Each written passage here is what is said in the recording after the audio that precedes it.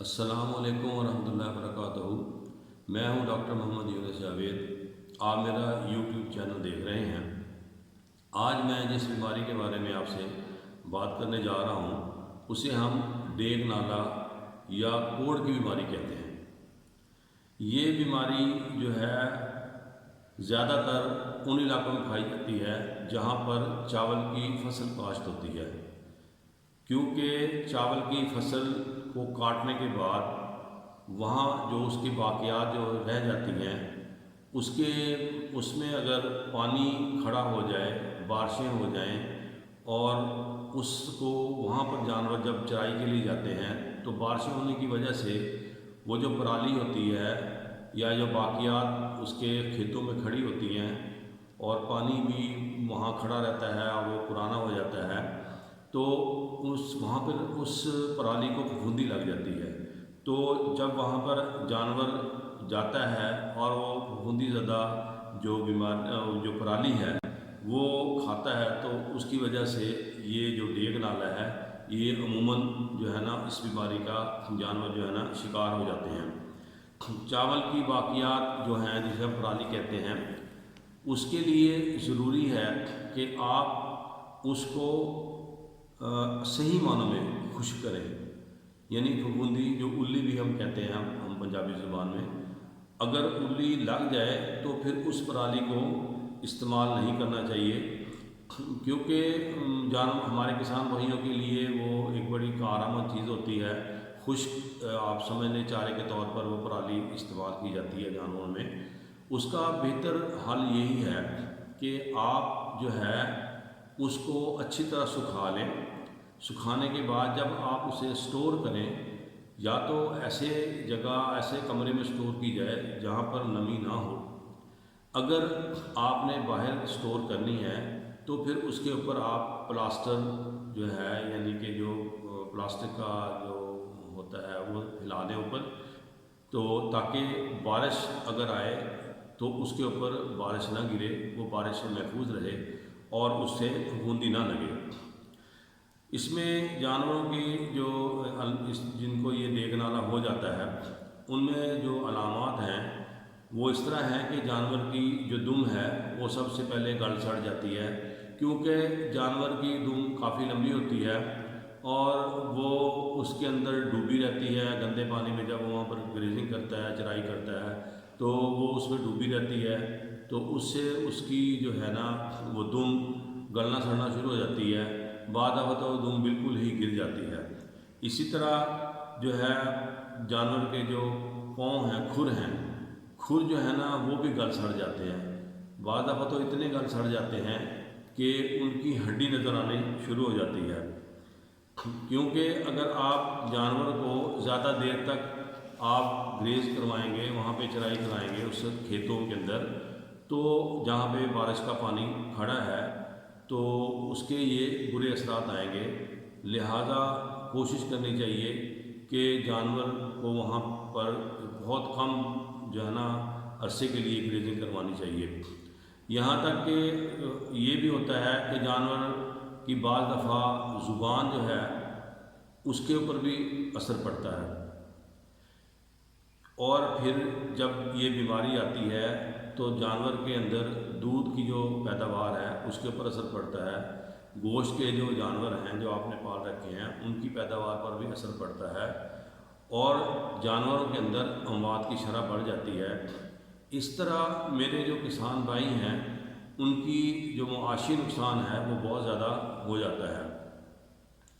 لہذا کیونکہ یہ جو پرالی ہے، جو پھپھوندی زدہ یا الی زدہ جو پرالی ہے، جب جانور کھا لیتا ہے تو یہ فوراً جو ہے نا اس کے معدے میں چلی جاتی ہے، اور جب آپ یہ دیکھ لیں کہ جب جانور کے جسم پر اس کی کھال پر سیاہ دھبے نمودار ہو جائیں تو آپ اس سے سمجھ جائیں کہ آپ کے جانور نے کوئی بھی پھپھوندی زدہ جو ہے خوراک کھا لی ہے۔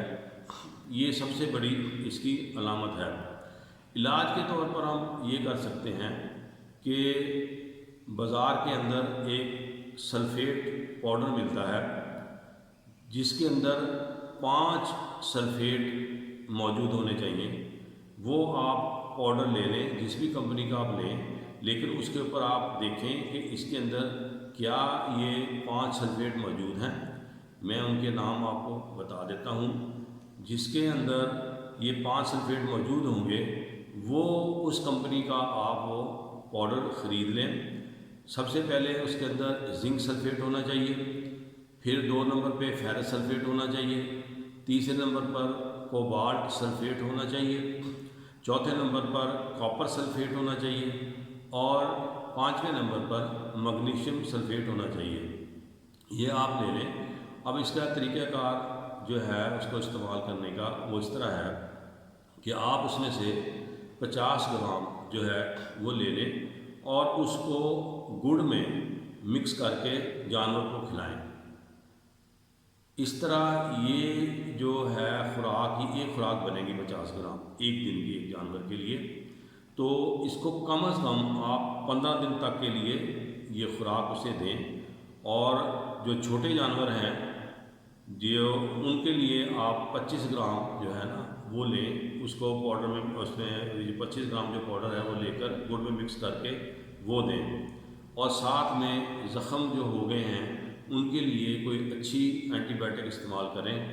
بہتر تو یہ ہے کہ آپ اپنے جو علاقہ ہے اس کا جو آپ کا ویٹرنری ڈاکٹر صاحب ہیں ان کو دکھائیں تاکہ وہ زخموں کی صورتحال دیکھتے ہوئے کوئی اچھی اینٹی بائیوٹک آپ کو تجویز کر دے، اور تاکہ آپ کا جانور کے جو کھر ہیں خاص طور پر ان کو بچا جا سکے۔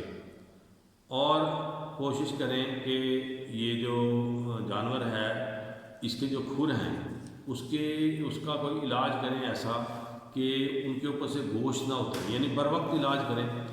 ضروری ہے کہ آپ بر وقت علاج کریں۔ احتیاطی تدابیر یہی ہیں کہ میرے کسان بھائی جو ہے اس کھیت میں جہاں پہ آپ کے پانی، بارش کا پانی ہوئی، بارش ہوئی اور بارش کا پانی بڑے اچھے سے کھڑا ہے، کوشش کریں جانوروں کو وہاں پر آپ گریزنگ نہ کروائیں، یہاں پہ چرائی نہ کروائیں۔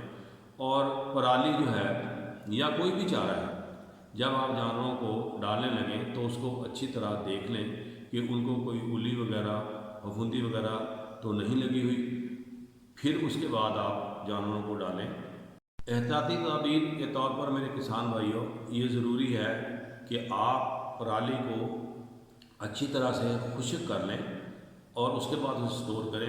آپ جب بھی پرالی ڈالنا چاہیں، کوئی ونڈا ڈالنا چاہیں تو اس کو آپ اچھی طرح چیک کریں کہ اس کے اوپر کوئی الی تو نہیں لگی ہوئی، اس ونڈے کو، اس پرالی کو، اس چارے کو کوئی پھپھوندی تو نہیں لگی ہوئی۔ تو آپ اس کو دیکھ کر پھر وہ چارہ یا ونڈا ڈالیں۔